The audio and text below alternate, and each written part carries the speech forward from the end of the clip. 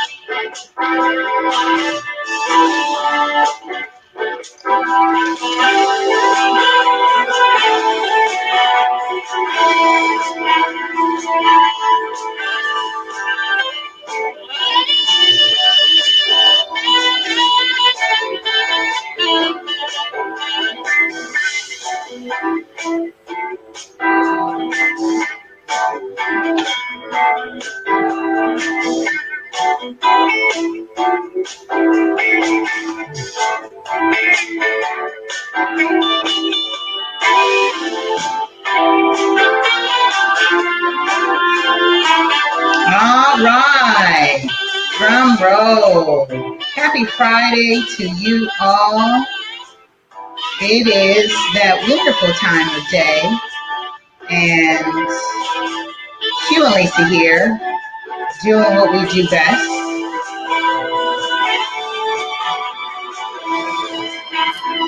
I really like that.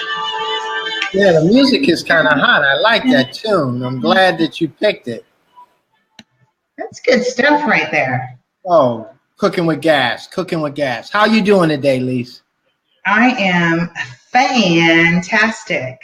Cool. I'm in a much warmer place in the office, so I'm good. It's a little frosty here in Southern California, which is really very interesting right now. Wow, wow, wow, wow, wow. It's never cold in Southern California. It's just a little off the weather.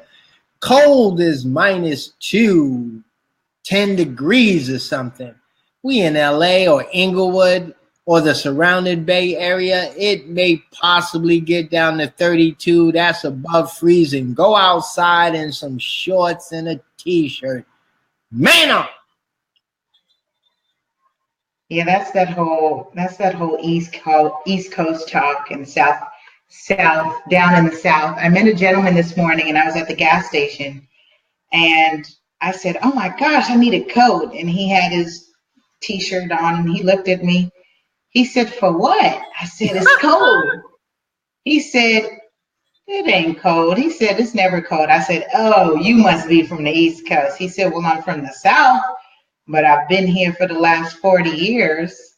He said, "It's never cold." But I said, I have Caribbean blood in me, so there's a difference. It's a difference.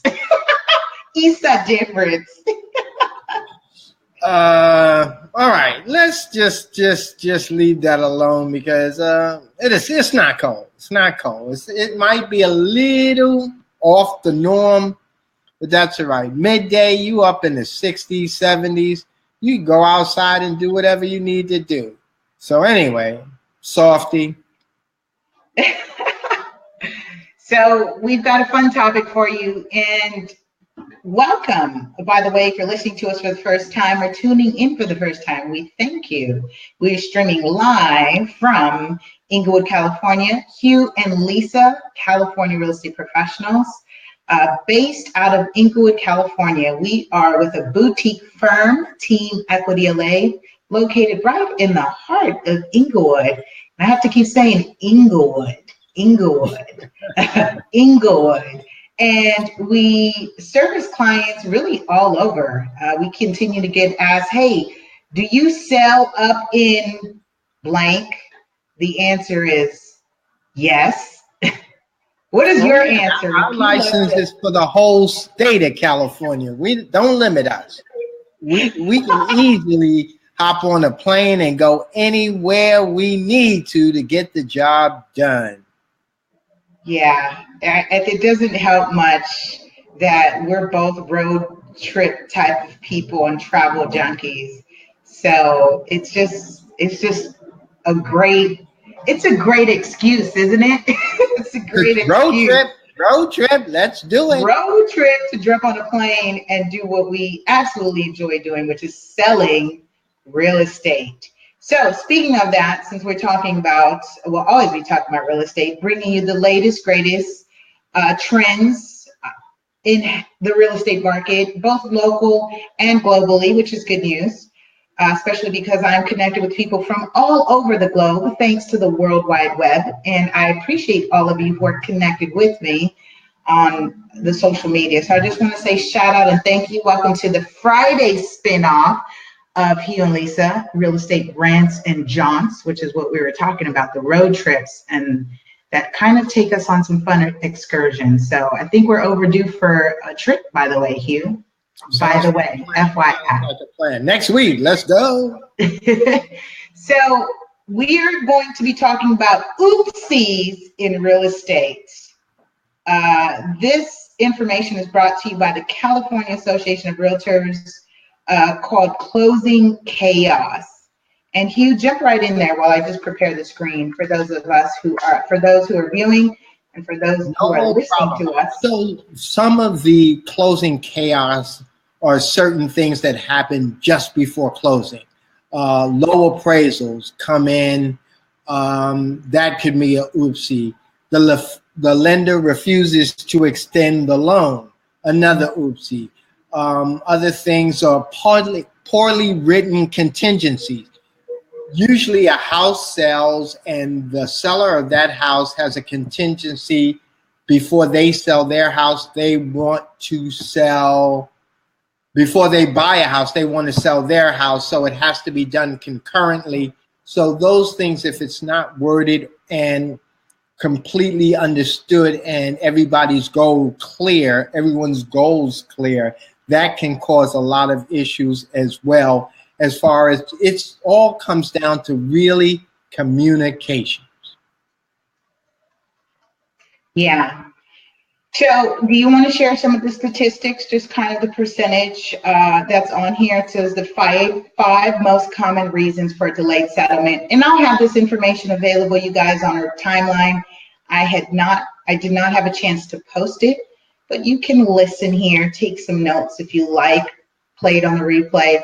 And for those of you who are coming new into the real estate market, I think you should take heed to some of these. Well, I will always advocate, because Hugh won't do it, but I'll do it. I'm an always advocate for tooting my own horn and our own horn. I'm always going to, say, hey, work with us. But Hugh may say something nicer on a broader general spectrum and say, with any real estate professional, these are some things that you should pay attention to. Real estate professional. And of course, I would love for you to use us.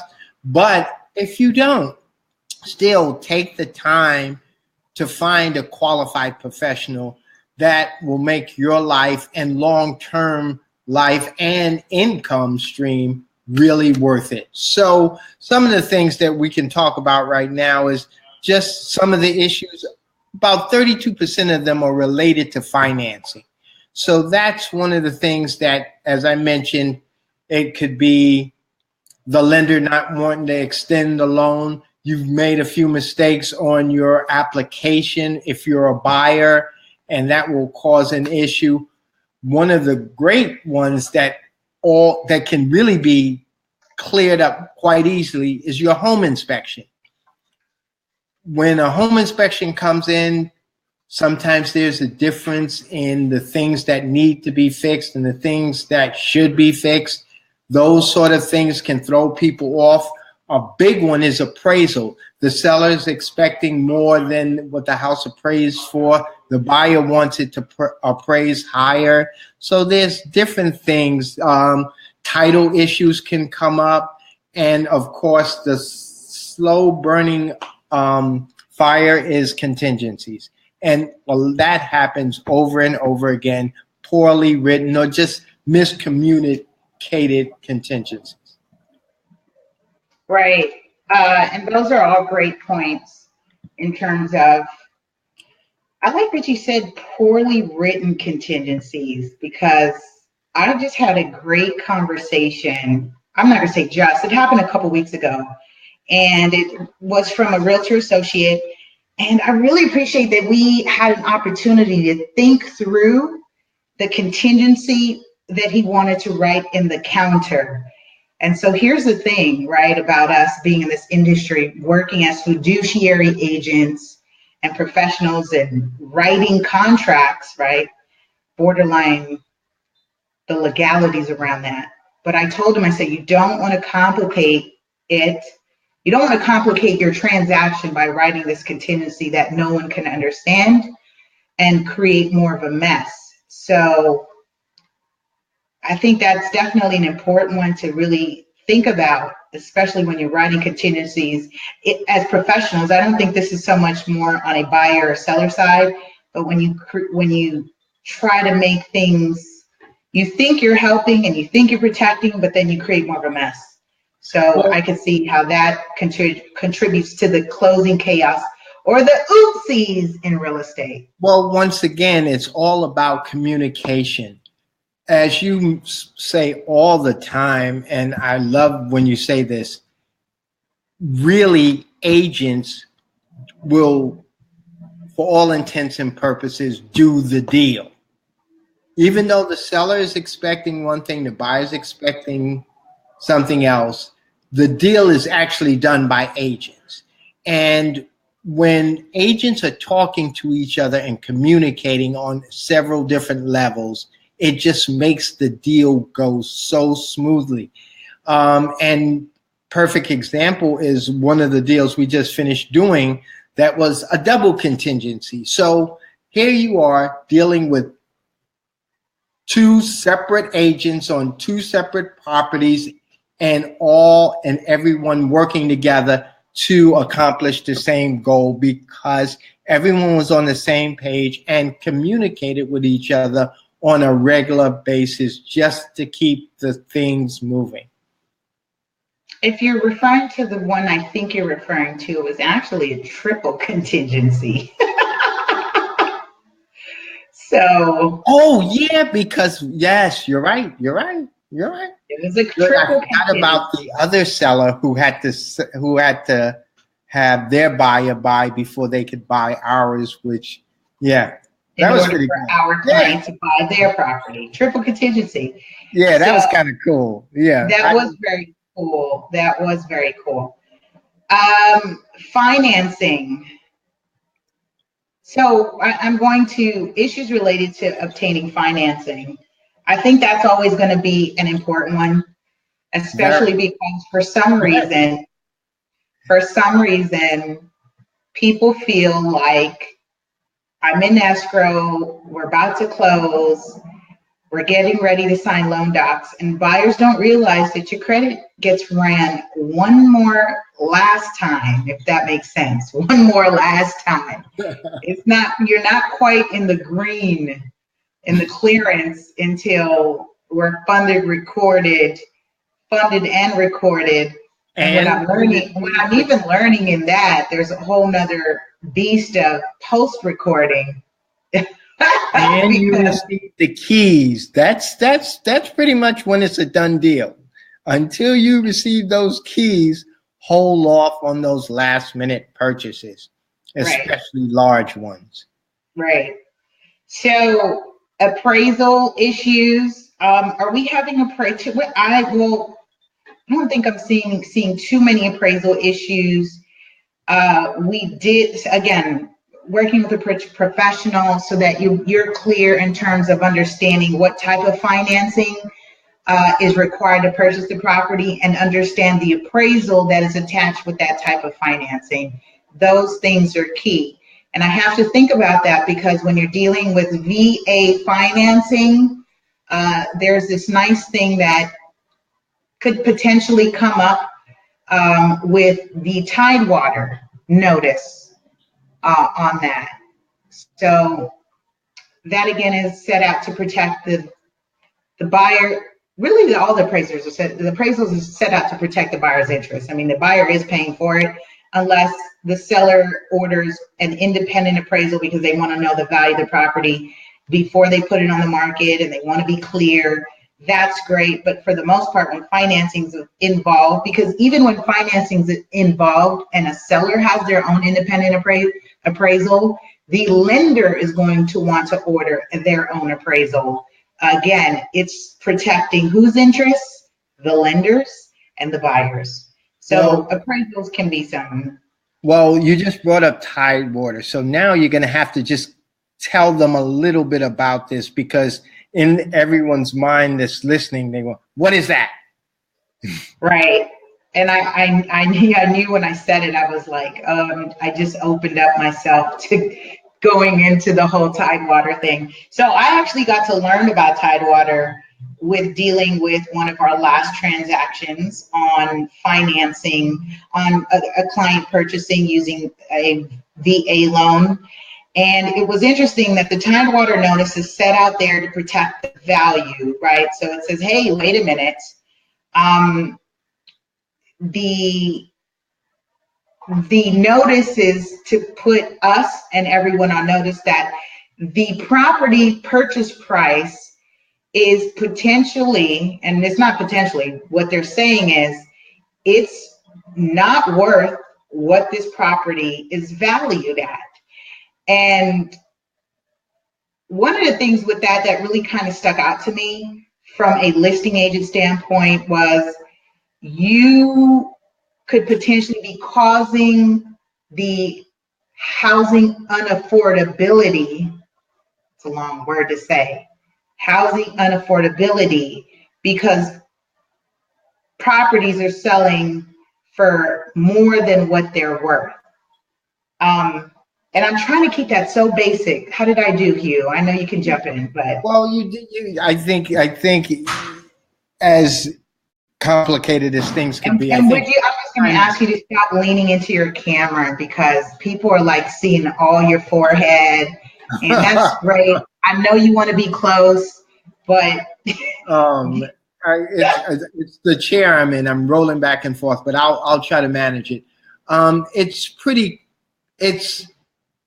It's a way of looking at things where the value of a property is really important, and it's not based on an outside independent source. It's based on what the government says, and those things are just cut in stone. So, you know, as most bureaucracies are, it can be complicated. But one of the great things about looking at sort of value I'd like to address is sometimes when a buyer buys a home and it's a little bit, the price that they're paying is a little bit over the stated value. That can definitely throw something in the monkey wrench, you know, mess up the deal.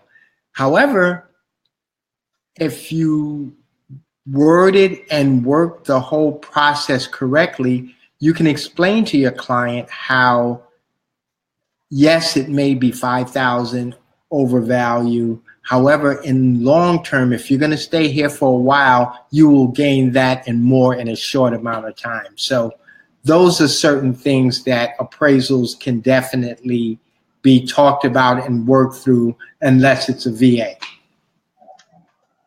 Right. So that's good stuff. I want to get people caught up with what's going on. Do you want to share our listings, local stuff? There's so much stuff happening in real estate all over the world. It's like, which is why it's important to talk about the oopsies, because you do all the planning and preparation, and there's some people that have great experience, and there have some people that have such nightmare experiences. So I'm glad that Hugh and Lisa can come on, bring this information to your phone, tablet, computer, and you can kind of see what could potentially be some of the hiccups. And these are oftentimes beyond us, you guys. And we are great managers of personalities and paper.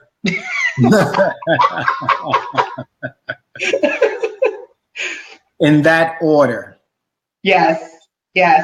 So let's, I'm going to recap and just kind of throw out there for those who are just tuning in about the oopsies in real estate. And so, and you can have this information, you can download it on the timeline. I'll throw it on there, I promise. So 32% are related to obtaining finance, 16% home inspection environmental issues, 20% appraisal issues, 11% is titling and deed issues, and 6% contingencies stated in the contract. And it's interesting when we talk about titling and deed, which is why on the Ready Set Real Estate show I have on Wednesday, I had one of our title reps come on and talk about the importance of title. And, very important. And again, you guys, it's great. Like, I do feel pretty super agent, right, all the time. But one of the most powerful players in this game is your title rep. They are the ones that are tracking history. And if you were to go buy a car and that you want clear deed, you want to make sure that it's transferred, that the person who sold it to you has the authority to sell it to you. And I think we just heard of a scenario where it wasn't discovered until 3 transactions later that 2 people had sold a property that did not have the right to sell it, and it was finally caught in the 3rd resale. So again, you can see how this happens. It's very important that you're speaking to people that have the authority to sell, especially for those of you who are into wholesaling, right? Everybody's got a property to sell. Everybody's, I'll just, give it to you for X amount, but wait a minute, you're not on title. So sidebar on that. So oopsies in real estate, you want to share some things local? Because I definitely want to share all the fun and exciting things that I'm getting ready to do with the speaking events that I've got going, and the upcoming travel and the upcoming radio show that I'll be featured in as a guest.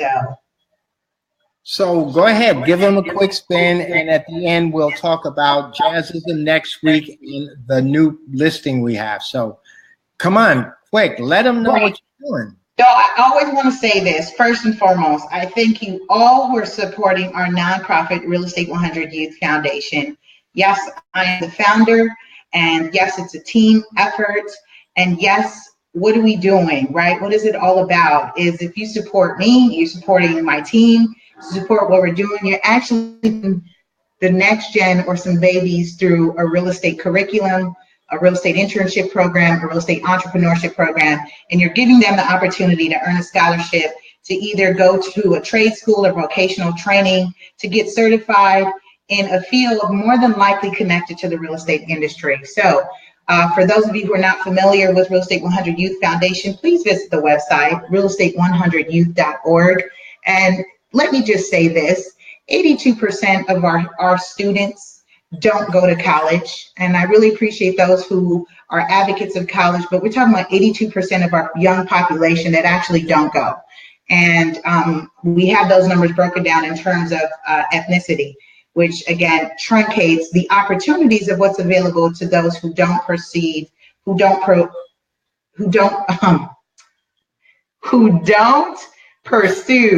a higher education. Did you see that? I was like, what? So with that being said, I tend to be sought out as a speaker, as a guest panelist on various panels throughout the community, both local and nationally. So I'm really excited about what 2018 has to bring. And I'm featured at Claremont colleges for their 2nd annual Black Intersections Conference. And we'll be talking about what's impacting the Black community, both locally and globally. So this is put on by the Claremont College's Black Student Affair, and I'll be one of the guest panelists covering the real estate panel on March 23rd at 3 p.m. Be sure, if you're already connected with me, there's a link to register. So be sure to support the students in their efforts and come out and support me. And of course, the work that we're doing in terms of creating a real estate blog. So I really appreciate them for the invitation, and I appreciate you for supporting. And then I am going to be featured on Accelerated Radio show. That's next Monday. That's also on my timeline, so I'll drop that in and just listen in about me sharing about the birth of the foundation. So I've also declared an International Real Estate Day happening October 4th. And this is such a global movement that I'm setting myself out to do. And I'm excited for you all to be a part of that.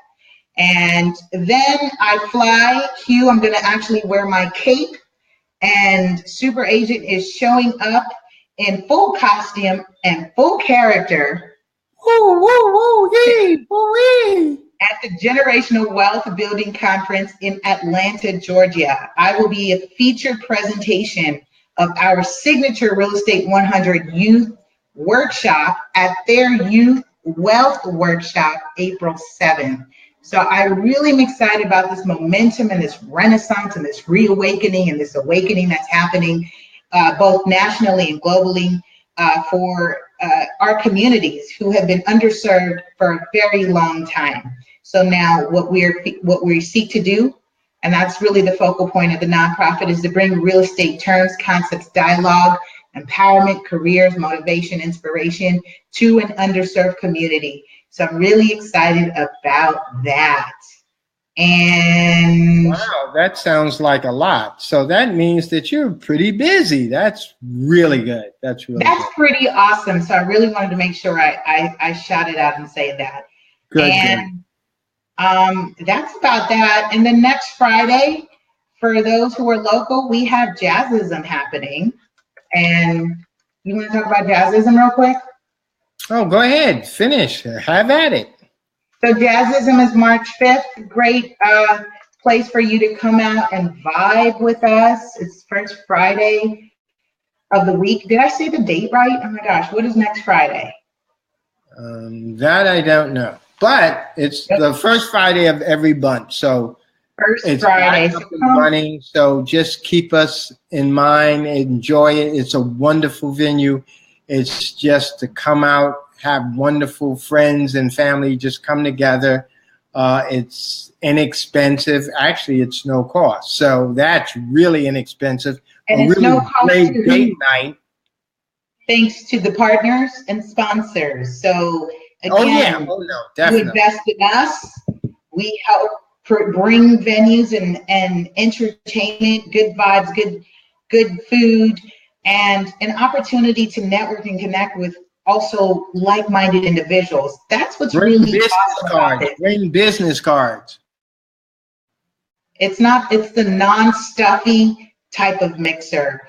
And it's actually 1 to 2 degree of separation, which means if we've invited you because you're connected with us, you know us, that means the person that you meet also was invited by someone else that knows us as well. So it's very connected, and this is what we support, and this is what we continue to need among our professionals and friends, family, associates in the community that's doing things. So I really appreciate Jazzism for that.